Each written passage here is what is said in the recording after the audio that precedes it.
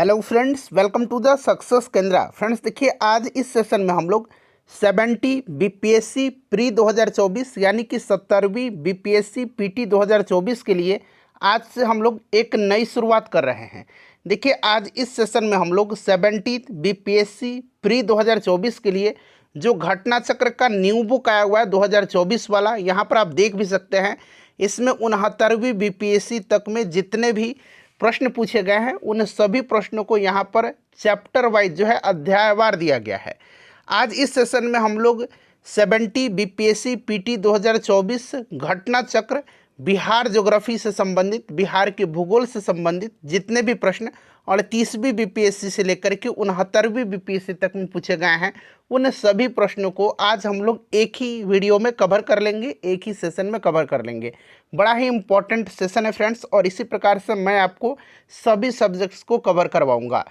जो लोग पहली बार चैनल से जुड़ रहे हैं, पहली बार जो हमारे वीडियोस को देख रहे हैं फ्रेंड्स, वो चैनल को ज़रूर सब्सक्राइब कर लेंगे और जो बगल में बेल आइकन है, घंटी का निशान है, उसको भी ज़रूर दबा लीजिएगा, ताकि जब भी 70 बीपीएससी पीटी 2024 से रिगार्डिंग कोई भी इम्पोर्टेंट वीडियो अपलोड किया जाए तो उसका नोटिफिकेशन सबसे पहले आपके पास पहुंच जाए। तो चलिए फ्रेंड्स, बिना देरी किए हुए सेशन आज का स्टार्ट करते हैं। एक बार फटाफट सभी लोग सेशन को लाइक कर दीजिए, और जब कंप्लीट सेशन देख लीजिएगा तो इसे कम से कम एक ग्रुप में अवश्य ही फ्रेंड्स इसको शेयर कर दीजिएगा। चलिए शुरू करते हैं अब हम लोग आज का सेशन। फ्रेंड्स, जैसे मैंने आपको बताया है कि आज इस सेशन में हम लोग 70 बीपीएससी प्री न्यू घटना चक्र बुक 2024 से हम लोग बिहार ज्योग्राफी यानी कि बिहार से संबंधित जो भूगोल के प्रश्न हैं, जो 38वीं बीपीएससी से लेकर के 69वीं बीपीएससी तक में बिहार संबंधित भूगोल के प्रश्न यानी कि बिहार ज्योग्राफी से रिलेटेड प्रश्न पूछे गए हैं, उन सभी प्रश्नों को आज हम लोग एक ही सेशन में डिस्कस कर लेंगे। फ्रेंड्स, यहाँ पर आप देख भी सकते हैं बिहार राज्य संबंधित प्रश्न, और देखिए बिहार भूगोल, और इसी प्रकार से मैं आपको सभी सब्जेक्ट को कवर करवाऊंगा। ठीक है ना। जो लोग पहली बार चैनल से जुड़ रहे हैं, चैनल को सब्सक्राइब कर लीजिए, और जो बगल में बेल आइकन है, घंटी का निशान है, उसको ज़रूर दबा लीजिएगा। चलिए, तो बिहार ज्योग्राफी घटना चक्र book 2024 for BPSC PT 2024 exam. ठीक है ना। पहला प्रश्न पढ़िएगा कि बिहार में बरौनी रिफाइनरी किसके सहयोग से बनाया गया था। बताइए, सब लोग आंसर कमेंट करिए कि बिहार में बरौनी रिफाइनरी जो है ये किसके सहयोग से बनाया गया। कि बिहार में बरौनी रिफाइनरी किसके सहयोग से बनाया गया था। बरौनी तेल शोधक कारखाना जो है ये किस जिला में पड़ता है? बेगूसराय में पड़ता है। जिला का नाम याद रखिएगा। 1964 में 1964 में इसको स्थापित किया गया था, और इसको किसके सहयोग से स्थापित किया गया था? तो फ्रेंड्स, ये आपके सोवियत संघ, वर्तमान में अगर बात करें तो रूस के सहयोग से। ठीक है ना। तो यहाँ पर देखिए सोवियत रूस दिया गया है, ऑप्शन सी यहाँ पर राइट आंसर इसका हो जाएगा। उसके बाद देखिएगा कि निम्नलिखित में से कौन सा जोड़ा जो है बिहार के दक्षिण गंगा क्षेत्र से मेल नहीं खाता है। कि निम्नलिखित में से कौन सा जोड़ा बिहार के दक्षिण गंगा क्षेत्र से मेल नहीं खाता है? दक्षिण गंगा क्षेत्र से बताइए। तो देखिए, बिहार में गंगा का मैदान उत्तर में नेपाल से लेकर के दक्षिण में छोटा नागपुर पठार तक फैला है। यह बिहार के कुल भौगोलिक क्षेत्र का लगभग आधा हिस्सा है। पटना, मुंगेर, गया और अरवल जिले बिहार के दक्षिण गंगा क्षेत्र में आते हैं, जबकि वैशाली जो है यहाँ पर आप देख सकते हैं, पटना वैशाली, ठीक है ना, यह आपका आता है उत्तरी गंगा क्षेत्र में। तो यहाँ पर दक्षिण गंगा क्षेत्र में मेल नहीं खाता है, तो ऑप्शन सी यहाँ पर राइट आंसर इसका हो जाएगा। चलिए फ्रेंड्स, नेक्स्ट क्वेश्चन है कि बिहार के निम्नलिखित में से किस जिले में सोना पाया जाता है। 2023 में ही यह प्रश्न पूछा गया है, 69th बीपीएससी में। आप देख सकते हैं, बिहार के निम्नलिखित में से किस जिले में सोना पाया जाता है। बताइए, इसका करेक्ट आंसर क्या होगा? तो सोना आपको पता है जमुई में पाया जाता है। ठीक है ना। जमुई यहाँ पर राइट आंसर हो जाएगा, और जमुई में ही बिहार के नागी नकटी पक्षी अभ्यारण्य है। नागी नकटी पक्षी अभ्यारण्य है जमुई में, इसे याद रखिएगा। ठीक है ना। चलिए नेक्स्ट क्वेश्चन कर लेंगे। अगला प्रश्न है कि त्रिवेणी नहर का निर्माण निम्नलिखित में से किस नदी पर किया गया है। त्रिवेणी नहर का निर्माण निम्नलिखित में से किस नदी पर किया गया है? देख सकते हैं 2023 का प्रश्न है। देखिए, त्रिवेणी नहर का निर्माण जो है यह किस नदी पर किया गया है? बताइए फ्रेंड्स, इसका राइट आंसर क्या होगा? तो ये गंडक नदी पर किया गया है। ठीक है ना। गंडक यहाँ पर राइट आंसर हो जाएगा। गंडक नदी पर त्रिवेणी नहर का निर्माण किया गया है। ठीक है ना, इस चीज़ को आप ध्यान रखिएगा, इम्पोर्टेंट है। पश्चिम चंपारण जिला में, ठीक है ना, त्रिवेणी नामक स्थान से जो है। चलिए उसके बाद नेक्स्ट क्वेश्चन है कि कोसी मैदान की माध्य समुद्र तल से औसत ऊंचाई है। बताइए, कोसी मैदान की माध्य समुद्र तल से औसत ऊंचाई है। ये प्रश्न टीचर एग्जाम में भी पूछा गया था। ठीक है ना। चलिए, और कोसी को आपको पता है बिहार का शोक कहा जाता है। यह क्षेत्र जो होता है कोसी का क्षेत्र और उसकी सहायक नदी के द्वारा निर्मित बाढ़ की स्थिति यहाँ पर जो है सामना करना पड़ता है लोगों को। और अगर बात करें तो औसत ऊंचाई समुद्र तल से 30 मीटर है। तो यहाँ पर देखिए ऑप्शन ए यहाँ पर राइट आंसर इसका हो जाएगा। ठीक है, और कोसी का मैदान मध्य गंगा के मैदान में स्थित है। चलिए उसके बाद नेक्स्ट क्वेश्चन करेंगे कि बिहार का प्रसिद्ध पशु मेला कार्तिक पूर्णिमा में आयोजित होता है। कहाँ पर? बिहार का प्रसिद्ध पशु मेला कार्तिक पूर्णिमा में आयोजित होता है। तो आप सभी को पता है सोनपुर में आयोजित होता है और इसे एशिया का सबसे बड़ा पशु मेला भी माना जाता है। ठीक है, तो यहाँ पर देखिए सोनपुर राइट आंसर हो जाएगा।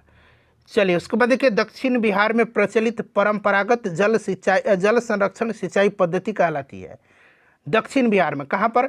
दक्षिण बिहार में प्रचलित परंपरागत जल संरक्षण सिंचाई पद्धति क्या कहलाती है? तो फ्रेंड्स इसको कहा जाता है आहर पाइन। इसको कहा जाता है आहर पाइन। ठीक है, इसमें जल संसाधनों के प्रबंधन के हेतु प्रतिधारणा तालाबों एवं जो नहर हैं इनका प्रयोग किया जाता है, आहर पाइन। देखिए थॉर्नवेट की योजना अनुसार पूर्वी बिहार की जलवायु किस प्रकार की? थॉर्नवेट की जो योजना है उसके अनुसार पूर्वी बिहार की जलवायु किस प्रकार की है? तो C2 प्रकार की है। C2 जो जलवायु है, C2 जलवायु नमी युक्त उपाद्र जलवायु है। C2 यहाँ पर राइट आंसर इसका होगा। चलिए फ्रेंड्स उसके बाद देखिए मोटा अनाज को चमत्कारिक अनाज और भविष्य की फसल कहा जाता है, क्यों? बताइए, मोटा अनाज को चमत्कारिक अनाज और भविष्य की फसल कहा जाता है, क्यों? राइट आंसर इसका क्या होगा? तो सूखी सहिष्णु फसल, बीपीएससी ने इसका आंसर दिया हुआ है। ठीक है, मोटे अनाज को चमत्कारिक अनाज और भविष्य का अनाज कहा जाता है क्योंकि ये पोषक तत्वों से युक्त होते हैं और इसमें सूखा, सहिष्णु, प्रकाश, असंवेदनशीलता और जलवायु परिवर्तन के प्रति अनुकूलता पाई जाती है, इसीलिए। ठीक है ना। चलिए उसके बाद नेक्स्ट क्वेश्चन है कि निम्न में से किस स्थान पर कोसी नदी गंगा नदी से मिलती है? कोसी नदी गंगा नदी से मिलती है। तो देखिए कोसी नदी जो है ये बिहार राज्य के कटिहार जिले के कुर्सेला में गंगा नदी से मिलती है और इसे सप्तकोशी के नाम से भी जाना जाता है। इस चीज़ को भी याद रखिएगा, कुर्सेला कटिहार में। ठीक है ना। चलिए उसके बाद देखिएगा कि विक्रमशिला गांगेय डॉल्फिन अभयारण्य बिहार के किस जिले में स्थित है? विक्रमशिला गांगेय डॉल्फिन अभयारण्य बिहार के किस जिले में स्थित है? चलिए बताएंगे इसका राइट आंसर क्या होगा। सभी लोग आंसर कमेंट करते चलिए। विक्रमशिला गांगेय डॉल्फिन अभयारण्य बिहार के भागलपुर में है। कहाँ पर है? भागलपुर में है। ऑप्शन नंबर यहाँ पर ए राइट आंसर इसका हो जाएगा। उसके बाद देखिए बिहार की भूमि निम्नलिखित में से किस नदी प्रणाली से अपवाहित है? बिहार की भूमि निम्नलिखित में से किस नदी प्रणाली से अपवाहित है? बताइए। तो देखिए बिहार की भूमि गंगा नदी प्रणाली से अपवाहित है। गंगा नदी बिहार की भूमि को दो भागों में विभाजित करती है, उत्तरी बिहार और दक्षिणी बिहार। बिहार की अन्य प्रमुख नदी गंगा नदी में आकर के मिल जाती हैं और यह नदी बिहार के मध्य भाग में पश्चिम से पूर्व की ओर प्रवाहित होती हैं। चलिए तो राइट आंसर यहाँ पर गंगा करेक्ट आंसर इसका हो जाएगा। चलिए उसके बाद देखिएगा कि बिहार में बल सुंदरी, ताल, करैल और बलथर पद निम्नलिखित में से किसके लिए प्रयुक्त होते हैं? तो देखिए ये जो बाल सुंदरी है, ताल है, करैल है, बलथर है, ये बिहार में एक प्रकार की क्या है? ये मिट्टियाँ हैं। बिहार में ये मिट्टी हैं, इस चीज़ को आप याद रखिएगा, काफ़ी इम्पॉर्टेंट है। ठीक है, तो यहाँ पर देखिए मिट्टी राइट आंसर होगा इसका। चलिए उसके बाद देखिए कहलगांव, कांटी, बाढ़ एवं नबीनगर निम्नलिखित में से किसके केंद्र हैं? कहलगांव, कांटी, बाढ़ एवं नबीनगर निम्नलिखित में से किसके केंद्र हैं?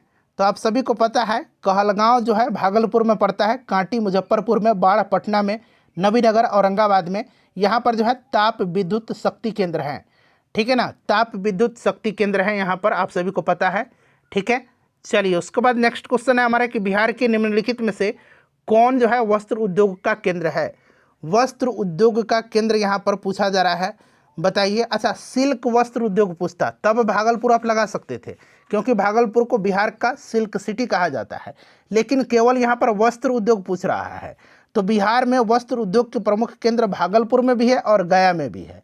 ठीक है ना। गया जिला स्थित मानपुर क्षेत्र सूती वस्त्र उद्योग का भी एक प्रमुख केंद्र है। क्लियर। और बिहार में वस्त्र उद्योग के अंतर्गत हथकरघा, रेशम एवं जूट उद्योग सम्मिलित है। इस प्रकार से अगर आंसर इसका देखा जाए तो 1 से अधिक इसका आंसर होना चाहिए। ठीक है ना, इस चीज़ को आप याद रखिएगा। चलिए, उसके बाद नेक्स्ट क्वेश्चन है हमारा कि बिहार के निम्न हिस्सों में से कौन सा हिस्सा भूतात्विक दृष्टि से अपेक्षाकृत पुराना है। बिहार के निम्नलिखित हिस्सों में से कौन सा हिस्सा भूतात्विक दृष्टि से अपेक्षाकृत पुराना है। तो देखिए, यहाँ पर अगर हम बात करते हैं तो राइट आंसर खड़गपुर की पहाड़ियाँ होगा। खड़गपुर की पहाड़ियाँ धारवाड़ क्रम की है। याद रखिएगा, खड़गपुर की पहाड़ियाँ धारवाड़ क्रम की है, जबकि रोहतास का जो पठार है ये विंध्यन क्रम का है। ठीक है ना, रोहतास का पठार विंध्यन क्रम का है। और यहाँ पर देखिए, उत्तर पश्चिम पहाड़ियाँ ये शिवालिक हिमालय का भाग है, जो कि तृतीय क्रम की है। और उत्तर गंगा मैदान जो है ये आपका सबसे नवीनतम है। तो इसमें से पूछा गया है भूतात्विक दृष्टि से अपेक्षाकृत पुराना, तो ये खड़गपुर की पहाड़ियाँ हैं। ठीक है। चलिए फ्रेंड्स, उसके बाद देखिए, निम्नलिखित में से कौन सा जिला धारवाड़ भूस्तरीय रचना वाला नहीं। तो देखिए, इसमें से पूछा गया है कि कौन सा जिला धारवाड़ भूस्तरीय रचना वाला नहीं है। देखिए, नहीं पूछा गया, इस चीज़ को ध्यान रखिएगा। तो देखिए फ्रेंड्स, इसमें से आपका अगर हम बात करें तो बिहार में धारवाड़ भूस्तरीय रचना वाले जिले दक्षिण पूर्व बिहार में आते हैं, जबकि रोहतास दक्षिण पश्चिम बिहार का भाग है। इसीलिए यहाँ पर इसका आंसर रोहतास होगा। रोहतास क्षेत्र में विंध्यन क्रम की चट्टानें पाई जाती हैं। ठीक है ना, अभी मैंने बताया था कि रोहतास का पठार जो है ये विंध्य क्रम की है। ठीक है, और इस क्षेत्र में विंध्यम क्रम की चट्टानें पाई जाती है। बिहार में विंध्यम क्रम की चट्टान कैमूर और सोन नदी घाटी रोहतास में पाई जाती हैं। इसीलिए इसका आंसर ऑप्शन नंबर बी होगा। चलिए फ्रेंड्स, उसके बाद देखिएगा कि बिहार के निम्नलिखित जिलों में से किस जिलों में ही पिडमेंट स्वैम्प मिट्टी पाई जाती है। तो बताइए, बिहार के किस जिले में पिडमेंट स्वैम्प मिट्टी पाई जाती है। बताइए, पिडमेंट स्वैम्प मिट्टी यानी कि पिडमेंट दलदली मिट्टी जो आपके पश्चिम चंपारण जिले के पश्चिमोत्तर भाग में पाई जाती है, और एक तराई मिट्टी है। बिहार में 3 प्रकार की मिट्टी है, पिडमेंट, एक स्वैम्प मिट्टी, दलदली मिट्टी, तराई मिट्टी और गंगे जलोढ़ मिट्टी। ठीक है ना, तो ये आपका पिडमेंट स्वैम्प मिट्टी जो है ये आपके पश्चिम चंपारण में पाई जाती है। इस चीज़ को आप ध्यान रखिएगा। तराई मिट्टी जो नेपाल की सीमा के साथ उत्तरी भाग में पाई जाती हैं, और गंगे जलोढ़ मिट्टी बिहार का मैदान गंगेटिक जलोढ़ दोनों नए और साथ ही पुराने से आच्छादित है। ठीक है, खादर और बांगर से। देखिए, ब्रह्मयोनी हिल्स जो है यह बिहार के किस जिला में है। तो मैंने कई बार आपको बताया था कि ब्रह्मयोनी हिल्स जो है ये बिहार में कहाँ पर है, तो ब्रह्मयोनी गया में है। ठीक है ना, प्रेतशिला, रामशिला ये सारे हिल्स गया में हैं। तो यहाँ पर देखिए, गया राइट आंसर हो जाएगा। डुंगेश्वरी भी गया में है। ठीक है। चलिए, उसके बाद नेक्स्ट क्वेश्चन हमारा कि निम्नलिखित में से कौन सी नदी फतुहा के पास गंगा में मिलती है। निम्नलिखित में से कौन सी नदी जो है ये फतुहा के पास गंगा में मिलती है। तो फ्रेंड्स, यह नदी जो है कौन सी नदी है, तो यह पुनपुन नदी है। पुनपुन नदी छोटा नागपुर पठार पलामू झारखंड से निकल करके बिहार के औरंगाबाद जिले में प्रवेश करती है और पटना जिले के फतुहा के समीप गंगा में मिल जाती है। ठीक है ना, तो यहाँ पर देखिए पुनपुन राइट आंसर इसका होगा। उसके बाद देखिए, निम्नलिखित में से बिहार का कौन सा भू आकृतिक खंड झारखंड के साथ अपनी सीमा साझा नहीं करता है।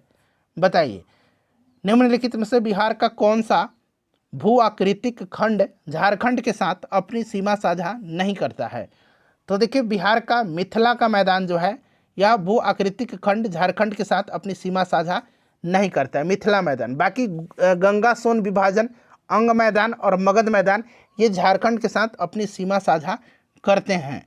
ठीक है ना, ये वाला मिथिला मैदान नहीं करता है।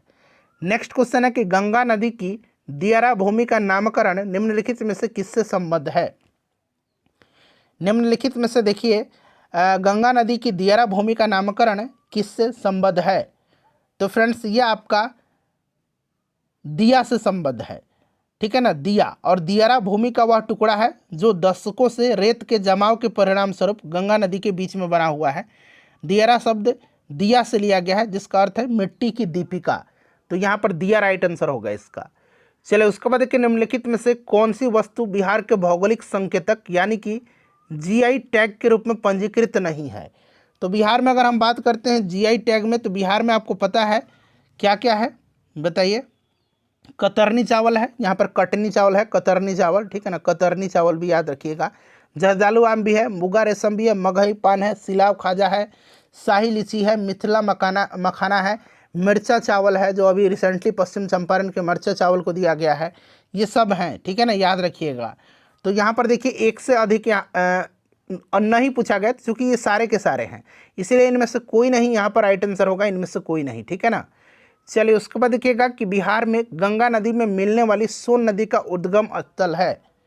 ये प्रश्न अभी इस बार भी पूछा गया है 1 to 5 टीचर एग्जाम में कि सोन नदी का उद्गम स्थल कहाँ पर है, ठीक है ना।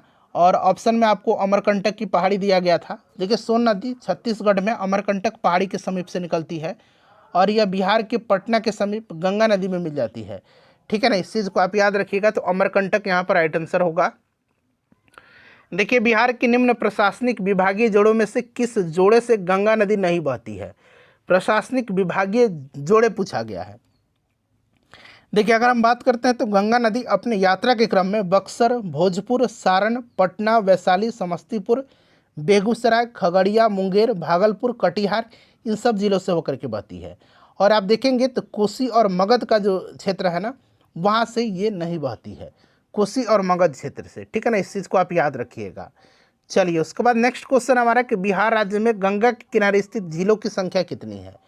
तो बिहार राज्य में गंगा के किनारे स्थित जो जिले हैं ये कितने हैं, यानी कि बिहार राज्य में कितने जिले गंगा नदी के तट पर अवस्थित हैं।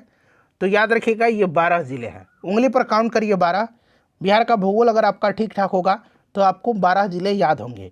सारण, बक्सर, भोजपुर, पटना, वैशाली, समस्तीपुर, बेगूसराय, लखीसराय, मुंगेर, खगड़िया, भागलपुर और कटिहार।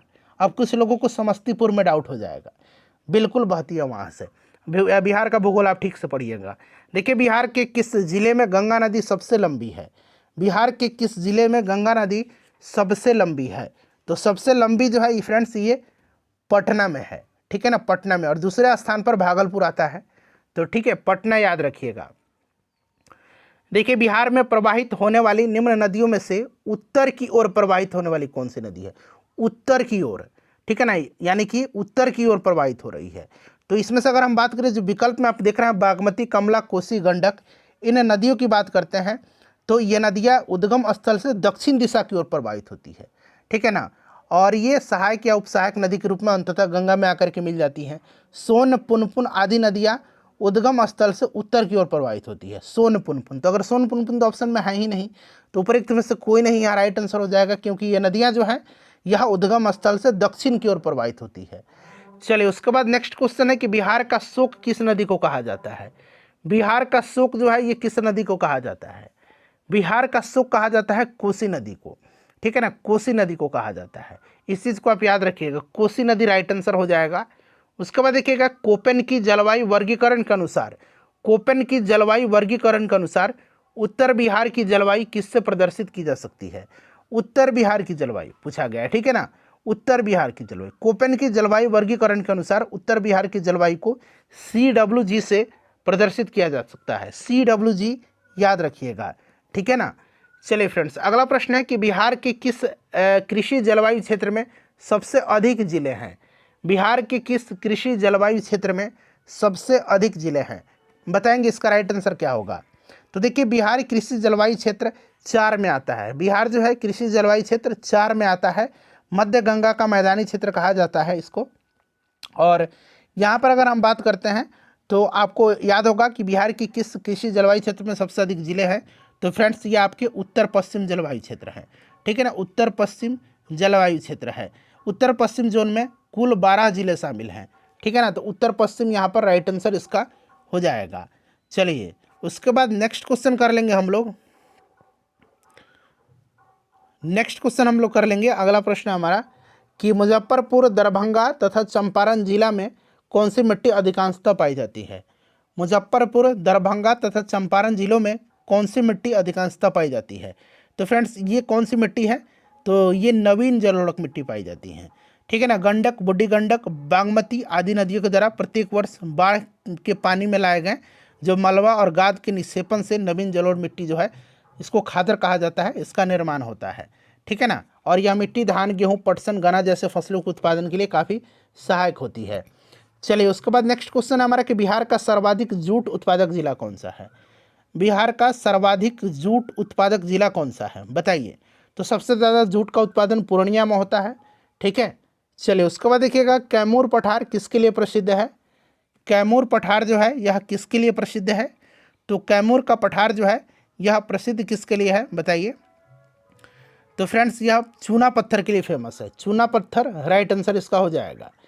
चलिए निम्नलिखित झीलों में से कौन सी बिहार में स्थित है। कौन सी झील इसमें से बिहार में है। तो देखिए इसमें से बताइए कौन सी झील है। तो यहाँ पर आप देखेंगे तो अनुपम झील बिहार में स्थित है। अनुपम झील जो है ये बिहार में है और यह झील कैमूर वन्यजीव अभयारण्य की सीमा में स्थित है, ठीक है। तो यहाँ पर देखिए अनुपम झील है, याद रखिएगा, ठीक है। कांवर झील बेगूसराय में पड़ता है, इसे भी आप याद रखिएगा, कांवर झील, ठीक है। चलिए फ्रेंड्स सांबर झील जो है ये राजस्थान में है, ठीक है। सुखना चंडीगढ़ में है और कामा झील जो है ये हरियाणा में है। चलिए उसके बाद देखिए बिहार राज्य के कुल भौगोलिक क्षेत्र की तुलना में समस्त वन्य क्षेत्र का प्रतिशत कितना है बताइए फ्रेंड्स। इसका राइट आंसर क्या हो जाएगा, इंपॉर्टेंट क्वेश्चन है। बिहार के कुल भौगोलिक क्षेत्र की तुलना में समस्त वन क्षेत्र का प्रतिशत कितना है। तो जो आपका फॉरेस्ट रिपोर्ट था 2021 वाला, उसका अनुसार बिहार के कुल भौगोलिक क्षेत्र का वन क्षेत्र जो है ये 7.84% है, जो ऑप्शन में नहीं दिया गया है। ऑप्शन ई राइट आंसर हो जाएगा, उपरोक्त में से कोई नहीं। अच्छा बिहार राज्य का कुल भौगोलिक क्षेत्रफल कितना है। तो 94,163 वर्ग किलोमीटर है, इसे भी आप जरूर याद रखिएगा। चलिए उसके बाद देखिएगा कि निम्नलिखित में से कौन सा जिला सबसे अधिक घने पतझड़ वाले वन क्षेत्र से घिरा है।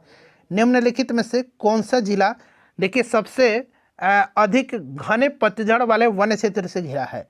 तो यह जिला कौन सा है। तो यह आपका जो फॉरेस्ट रिपोर्ट है 2021 वाला, उसका अनुसार पश्चिम चंपारण है। पश्चिम चंपारण यहाँ पर राइट आंसर इसका हो जाएगा, पश्चिम चंपारण करेक्ट आंसर हो जाएगा।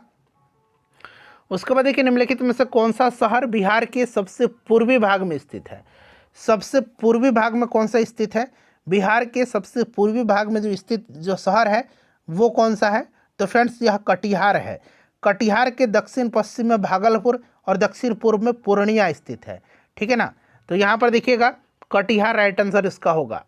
उसके बाद देखिए बिहार राज्य का कुल भौगोलिक क्षेत्रफल कितना है। अभी मैंने आपको बताया था कि बिहार का कुल भौगोलिक क्षेत्रफल कितना है।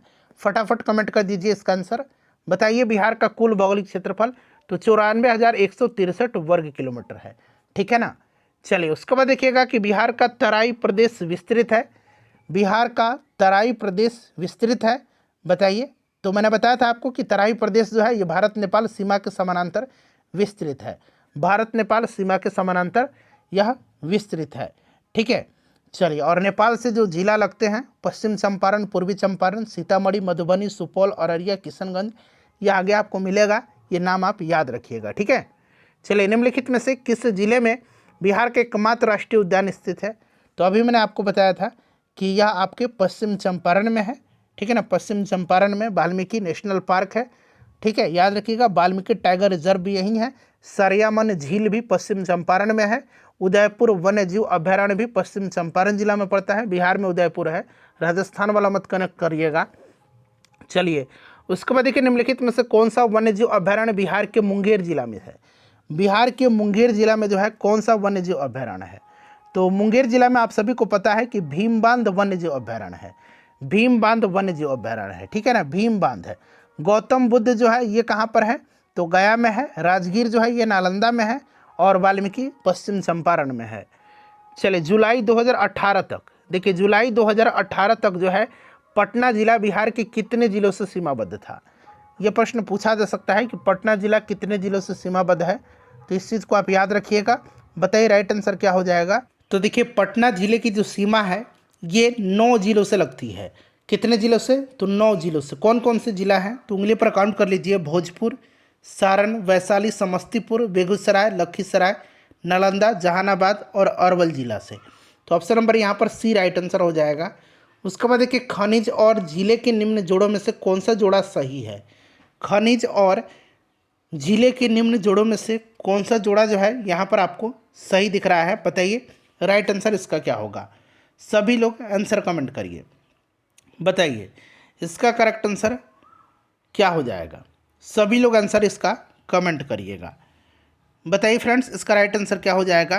तो यहाँ पर आप देखेंगे तो लाइम स्टोन कैमूर, यह आपका बिल्कुल करेक्ट दिया गया है। लाइम स्टोन कैमूर बिल्कुल करेक्ट दिया गया है, ठीक है ना। तो ऑप्शन नंबर यहाँ पर ए राइट आंसर इसका हो जाएगा, ठीक है ना। माइका नवादा जिला में, क्वार्टजाइट लखीसराय, मुंगेर और नालंदा जिले में, और लेड जिंक जो है ये बांका और रोहतास जिले में लेड जिंक पाया जाता है।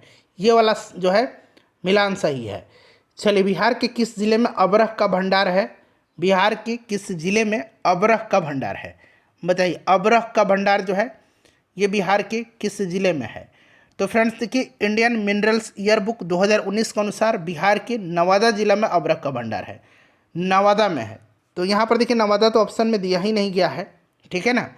चलिए, उसके बाद नेक्स्ट क्वेश्चन है कि उद्योग और स्थान के निम्न जोड़ों में से कौन सा जोड़ा सही नहीं है? सही नहीं पूछा गया है।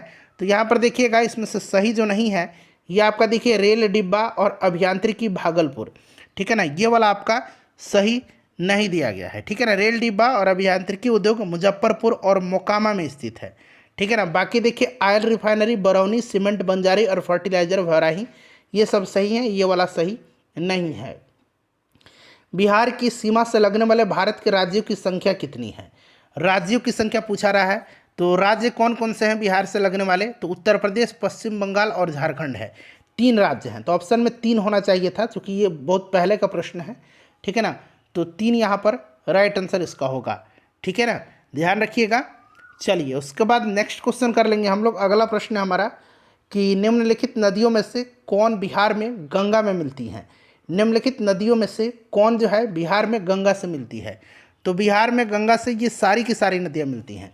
गंडक, सोन, घाघरा, पुनपुन, ये सब आकर के गंगा में ही मिलती हैं, ठीक है। तो इस चीज़ को आप याद रखिएगा फ्रेंड्स, इम्पॉर्टेंट है, ठीक है। चलिए, उसके बाद नेक्स्ट पुनपुन मैंने बताया था कि फतुआ में आकर के गंगा नदी में मिलती है, ठीक है। सोन पटना के निकट आकर के मिल जाती है।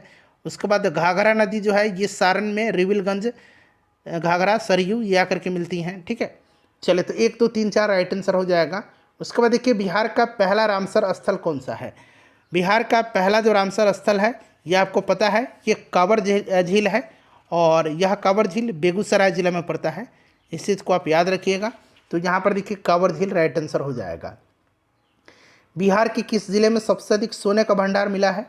सबसे अधिक सोने का भंडार जो है ये बिहार के किस जिले में मिला है? तो ये जमुई में मिला है ना, जमुई यहाँ पर राइट आंसर हो जाएगा। देखिए, रिसेंटली ही यह प्रश्न 2022 में ही प्रश्न पूछा गया है। अगला प्रश्न है हमारा कि बिहार के किस जिले में तेलहर कुंड जलप्रपात है? तेलहर कुंड जलप्रपात, ठीक है, बताइए। तेलहर कुंड जो है ये कहाँ पर है फ्रेंड्स? तो ये कैमूर में है। तेलहर कुंड कैमूर में पड़ता है, ठीक है ना। चलिए, उसके बाद नेक्स्ट क्वेश्चन कर लेंगे।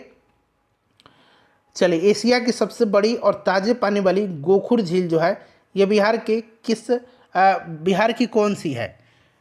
एशिया की सबसे बड़ी एवं ताज़ा जल वाली गोखुर झील बिहार की कौन सी है?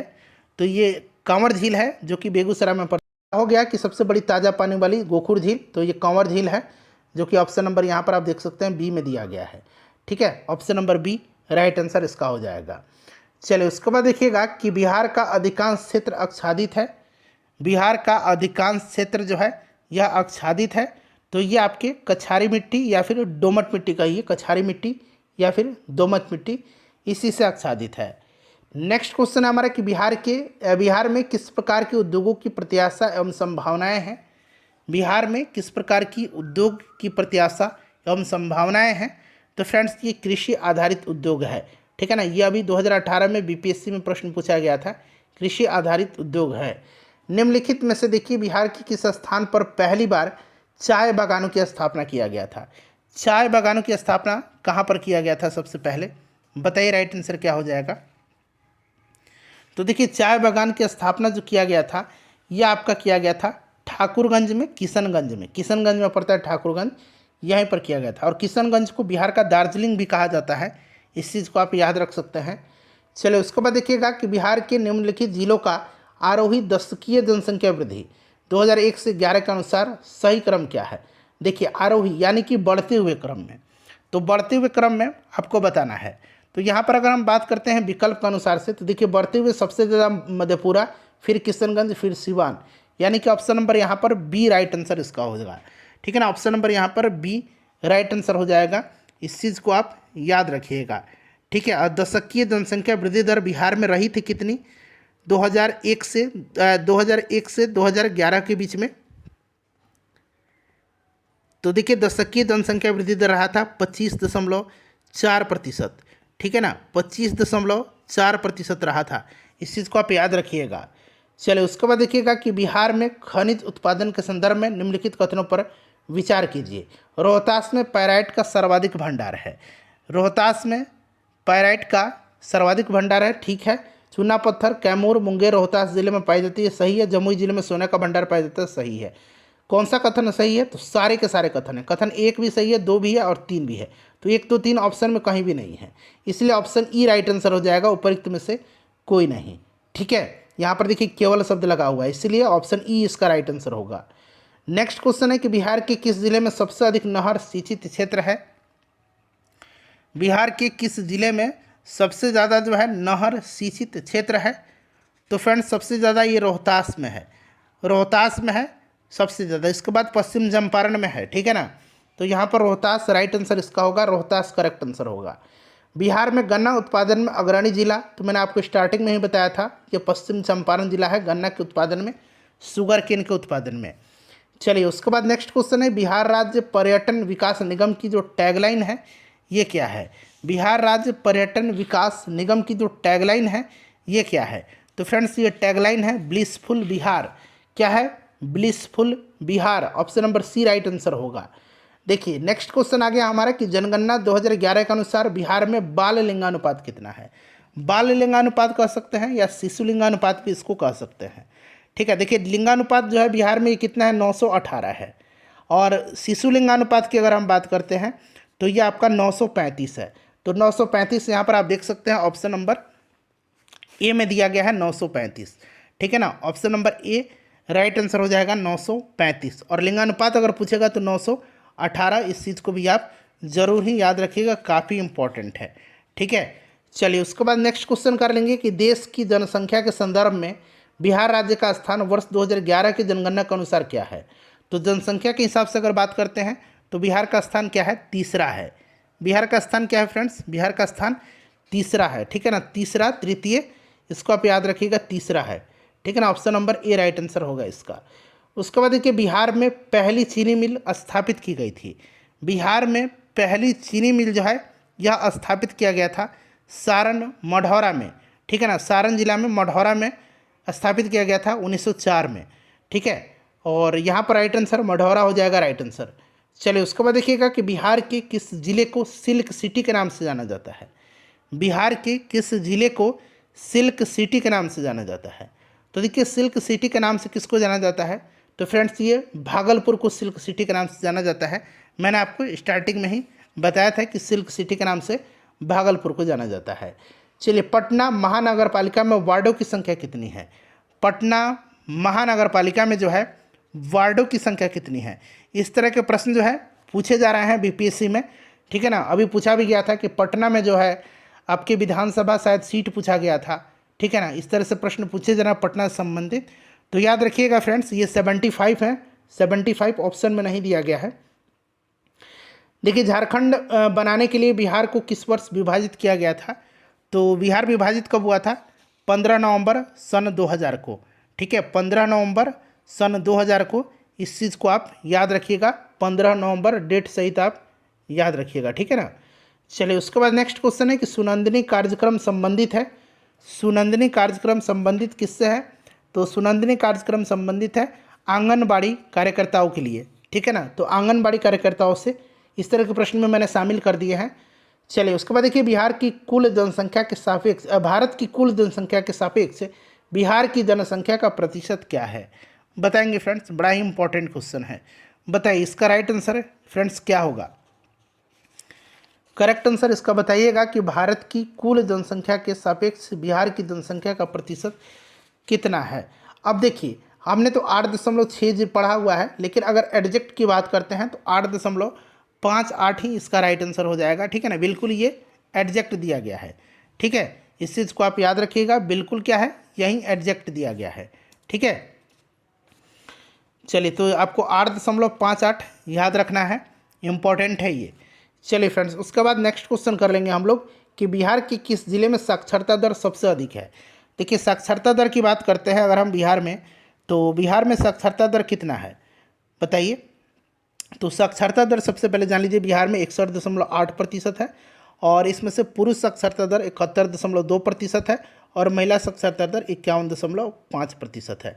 ठीक है ना, इस चीज़ को आप याद रखिएगा। और सबसे ज़्यादा जो साक्षर जिला है बिहार का, वो कौन सा है?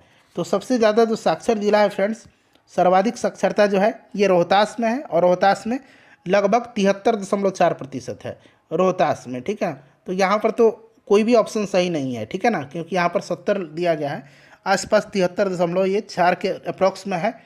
इस तरह से इसको आप ध्यान रखिएगा। सबसे कम पूर्णिया में साक्षरता दर है।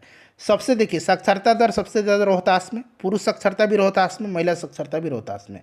अब बात करते हैं न्यूनतम साक्षरता पूर्णिया में। सबसे न्यूनतम पुरुष साक्षरता पूर्णिया में, और सबसे न्यूनतम महिला साक्षरता सहरसा में। इस चीज़ को आप ध्यान रखिएगा। देखिए, भारत के राज्यों में निम्नतम साक्षरता दर 2011 की जनगणना की दृष्टि से बिहार का स्थान, तो सबसे ज़्यादा साक्षर केरल था और सबसे कम बिहार है। ठीक है ना, तो यहाँ पर आपका नीचे से पहला जो होगा ये इसका राइट आंसर हो जाएगा। ठीक है, चलिए, उसके बाद अगला प्रश्न है हमारा कि बिहार की जनगणना 2011 के अनुसार बिहार में महिला साक्षरता दर कितना है। तो अभी मैंने बताया था 51.5%, जो कि आप देख सकते हैं ऑप्शन नंबर यहाँ पर डी में दिया गया है। ठीक है ना, 51.5% महिला साक्षरता दर है, और पुरुष साक्षरता दर 71.2%। ठीक है, ओवरऑल साक्षरता दर 61.8%। ये सब आप यहाँ पर देखिए दिया भी गया है सब। ठीक है, चलिए, उसके बाद देखिएगा 2011 की जनगणना के अनुसार बिहार की किस जिले में सर्वोच्च घनी आबादी यानी कि प्रति वर्ग किलोमीटर दर्ज की गई है। यानी कि आप कह सकते हैं कि जनसंख्या का घनत्व तो पूछा जा रहा है। तो सबसे ज़्यादा जो अगर हम बात करते हैं जन घनत्व वाला, तो ये शिवहर है। शिवहर में कितना घनत्व है, तो इसको याद रखिएगा 1880 है। 1880 सबसे ज़्यादा, और सबसे कम कहाँ पर है, तो कैमूर में है, मात्र 488। ठीक है, ये सब मैं आपको 2011 की जनगणना के अनुसार बता रहा हूँ। ठीक है ना, इस चीज़ को आप याद रखिएगा, काफ़ी इंपॉर्टेंट क्वेश्चन है ये। चलिए फ्रेंड्स, उसके बाद नेक्स्ट क्वेश्चन कर लेंगे कि भारतीय जनगणना 2011 के अनुसार बिहार राज्य में लिंगानुपात क्या है। तो मैंने आपको लिंगानुपात बताया था कि लिंगानुपात कितना है। लिंगानुपात मैंने आपको बताया था, बताइए राइट आंसर इसका क्या होगा, फटाफट सभी लोग बताइए। तो लिंगानुपात मैंने आपको बताया था कि कितना है, 918 है, और शिशु लिंगानुपात 935 शायद बताया था ना। शिशु लिंगानुपात कितना है, तो शिशु लिंगानुपात 935 है, और 918 आपका लिंगानुपात है। ठीक है, इस चीज़ को आप याद रखिएगा। सबसे ज़्यादा अगर हम बात करते हैं लिंगानुपात कहाँ पर है, तो सबसे ज़्यादा गोपालगंज का है, 1021 है, और सबसे कम कहाँ का है, तो सबसे कम मुंगेर का है, 876। ठीक है ना, चलिए फ्रेंड्स, उसके बाद देखिए 2011 की जनगणना के अनुसार बिहार के किस जिले में सर्वोच्च लिंगानुपात दर्ज किया गया है। तो अभी मैंने आपको बता ही दिया था, कहाँ पर, गोपालगंज में 1021। ठीक है ना, और सबसे कम कहाँ पर, तो मुंगेर में कितना, 876। चलिए, उसके बाद नेक्स्ट क्वेश्चन है कि 2011 की जनगणना के अनुसार बिहार के किस जिले में पुरुषों से ज़्यादा महिलाएं हैं, यानी कि सर्वोच्च लिंगानुपात। तो ये गोपालगंज ही तो है। ठीक है, सर्वाधिक लिंगानुपात। चलिए, उसके बाद देखिए 2001 से 11 के दशक में निम्नलिखित जिलों में से किस में सबसे अधिक जनसंख्या की वृद्धि दर्ज की गई है। सबसे ज़्यादा जनसंख्या की वृद्धि कहाँ पर दर्ज की गई है, बताइए राइट आंसर इसका क्या होगा। सभी लोग आंसर कमेंट करिए फ्रेंड्स, इसका करेक्ट आंसर क्या होगा। तो फ्रेंड्स, ये किया गया किशनगंज में। ठीक है ना, निम्नलिखित में से बात करा इसमें से, तो इसमें से अगर हम बात करते हैं तो किशनगंज यहाँ पर राइट आंसर हो जाएगा, किशनगंज में। ठीक है ना, चलिए, उसके बाद बात करते हैं कि बिहार के निम्नलिखित जिलों में से, देखिए बिहार के निम्नलिखित जिलों में से जो है कौन सा जिला नेपाल के साथ सीमा साझा नहीं करता है। ठीक है, बताइए। तो यहाँ पर आप देखेंगे कि निम्नलिखित में से कौन सा जिला नेपाल के साथ सीमा साझा नहीं करता है। तो फ्रेंड्स, ये पूर्णिया है। नेपाल के साथ देखिए बिहार के 7 जिले लगते हैं, सीतामढ़ी, किशनगंज, अररिया, सुपौल, मधुबनी, पूर्वी चंपारण, पश्चिम चंपारण। ठीक है ना, इसको आप याद रखिएगा। चलिए, उसके बाद देखिएगा कि निम्नलिखित में से कौन सा भारत के लिए राज्य में मौजूद एकमात्र यूनेस्को विश्व धरोहर स्थल है। तो नहीं, एकमात्र नहीं है, 2 विश्व धरोहर स्थल हैं। ठीक है ना, एक आपका कौन सा हो जाएगा, नालंदा महाविहार हो जाएगा, जिसको 2016 में जो है इसको नालंदा को जो है आपका विश्व धरोहर यूनेस्को के स्थल में सूचित किया गया था, और महाबोधि विहार या महाबोधि मंदिर को 2002 में। तो यहाँ पर देखिए महाबोधि विहार को 2002 में, और नालंदा यहाँ पर देखिए इसको दिया गया था 2016 में। ठीक है, तो राइट आंसर यहाँ पर ऑप्शन नंबर ई हो जाएगा। ठीक है, चलिए उसके बाद देखिएगा कि बाढ़ सुपर थर्मल पावर स्टेशन जो है ये किस राज्य में है। तो बाढ़ जो है ये आपको पता है ना कि ये बिहार में पड़ता है, और बिहार में ये पटना में पड़ेगा। ठीक है ना, तो पटना बिहार राइट आंसर इसका हो जाएगा। देखिए बिहार में ऑपरेशन प्रहार किससे संबंधित है। ऑपरेशन प्रहार जो है ये संबंधित किससे है, तो ऑपरेशन प्रहार जो है ये शराबबंदी से संबंधित है। ठीक है ना, शराबबंदी से संबंधित है ऑपरेशन प्रहार। चलिए उसके बाद नेक्स्ट क्वेश्चन करेंगे कि हाल ही में बिहार में किस स्थान पर उत्तर भारत का पहला बर्ड रिंगिंग स्टेशन खोला गया। क्योंकि ये उत्तर भारत का पहला बर्ड रिंगिंग स्टेशन है इसलिए इम्पॉर्टेंट है। तो कहाँ पर ये खोला गया था, तो ये फ्रेंड्स ये भागलपुर में खोला गया। ठीक है ना, भागलपुर में खोला गया, इसको आप याद रखिएगा, भागलपुर राइट आंसर हो जाएगा इसका। उसके बाद देखिएगा कि किसने बिहार में गिद्ध संरक्षण योजना शुरू की है। निम्न में से किसने बिहार में गिद्ध संरक्षण योजना शुरू की है। तो गिद्ध संरक्षण योजना शुरू किया गया है वाल्मीकि टाइगर रिजर्व में। ठीक है ना, वाल्मीकि टाइगर रिजर्व जो कि कहाँ पर है, पश्चिम चंपारण में है। ठीक है, चलिए कांवर लेक बर्ड सेंचुरी कहाँ पर है, बेगूसराय में है। चलिए उसके बाद देखिए विश्व का सबसे ऊंचा कहा जाने वाला विश्व शांति स्तूप बिहार में कहाँ स्थित है। तो विश्व शांति स्तूप जो है ये बिहार में कहाँ पर स्थित है बताइए, तो ये राजगीर में है। उसके बाद देखिएगा कि माता सीता की जो है विश्व की सबसे लंबी मूर्ति 251 मीटर का निर्माण बिहार के किस जिले में किया जाएगा। तो ये कहाँ पर किया गया, तो सीतामढ़ी में। ठीक है ना, चलिए उसके बाद देखिएगा कि नौ नालंदा महाविहार जो ये किसके लिए विख्यात है। नौ नालंदा महाविहार जो है ये किसके लिए फेमस है, तो फ्रेंड्स यह फेमस है पाली अनुसंधान के लिए। पाली अनुसंधान के लिए ये फेमस है, नौ नालंदा महाविहार पाली अनुसंधान संस्थान के लिए। ठीक है ना, चलिए उसके बाद देखिएगा कि बिहार के उद्योगों का कमिश्नरी दफ्तर कहाँ पर है। तो बिहार में उद्योगों का जो कमिश्नरी दफ्तर है ये कहाँ पर है, तो कमिश्नरी कार्यालय जो है ये पटना में स्थित है। पटना राइट आंसर हो जाएगा। तो फ्रेंड्स देखिए बिहार से के भूगोल से संबंधित, बिहार ज्योग्राफी से संबंधित जितने भी प्रश्न अब तक पूछे गए थे मैंने कवर करा दिया। एक बार सभी लोग सेशन को लाइक कर दीजिए और इसका लिंक एक ग्रुप में फ्रेंड्स प्लीज़ शेयर कर दीजिए।